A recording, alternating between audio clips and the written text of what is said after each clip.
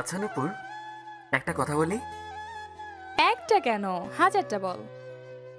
আচ্ছা মনে কর তুই রাতে ঘুমানোর পর সকালে ঘুম থেকে উঠে দেখলি তুই বানর হয়ে গেছিস, তখন তোর কেমন লাগবে? হোয়াট? কে বলছিস এসব? হুম, ঠিকই বলছি। তোর কেমন লাগবে বলতো? তার মানে তুই বলতে চাচ্ছিস আমি বানর? তুই মোটেও বানর না, তুই হলি আস্ত একটা চামচিকা। কি? আমি চামচিকা? ইন্দুর, বিলাই, তেলাপোকা। তুই কিন্তু মাইর খাবি। তুই শালিক, তুই পেঁচা, তুই টিকটিকি, তুই টুট টুট। আমার কথা শেষ না হতেই নূপুর হাতে থাকা বই দিয়ে পিঠে দিল একটা বাড়ি। আমিও পাল্টা বাড়ি দিয়ে দিলাম দৌড়।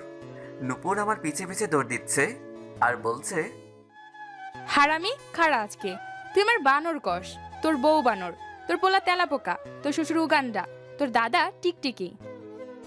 নূপুর আমার সাথে দৌড়ে পেরে উঠল না, ধপাস করে মাঠে বসে পড়ল। আমিও থামলাম। নূপুর হাঁপাচ্ছে, মুখটা ঘেমে গেছে। আমি আস্তে আস্তে নূপুরের কাছে গেলাম, বললাম, কিরে, ব্যাটারি ডাউন? মানে? আর দৌড়ানি দিলি না যে? হারামি যা, তোলা কথা নাই। আহারে সোনা, রাগ করে না। আমায় শোনা বলবি না তুই। কেন? এমনি। আচ্ছা বলবো না, যা। দুজনেই চুপচাপ, কেউ কোনো কথা বলছি না। নূপুর অন্যদিকে তাকিয়ে আছে। আমি ওর দিকে তাকাতেই মুখটা ঘুরিয়ে নিল, মনে হয় রাগ করছে।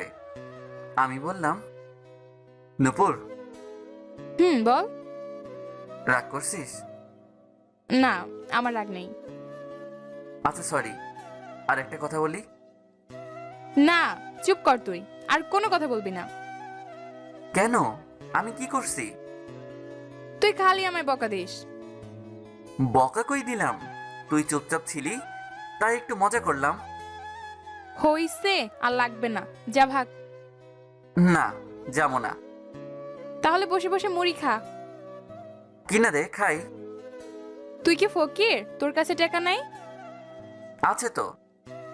তাহলে আমার টাকা চাস কেন? তুই খাইতে বললি তাই। হ, কইছে তোরে, হুস। আচ্ছা নূপুর, চল আমরা বিয়ে করে ফেলি। আচ্ছা বাই, থাক তুই, গেলাম আমি। তুই এমন কেন? কেন? কি করছি? সারাক্ষণ কথা বললাম কিচ্ছু না, বিয়ের কথা বললাম আর চলে যাবি? প্রতিদিনই তো একই কথা কস।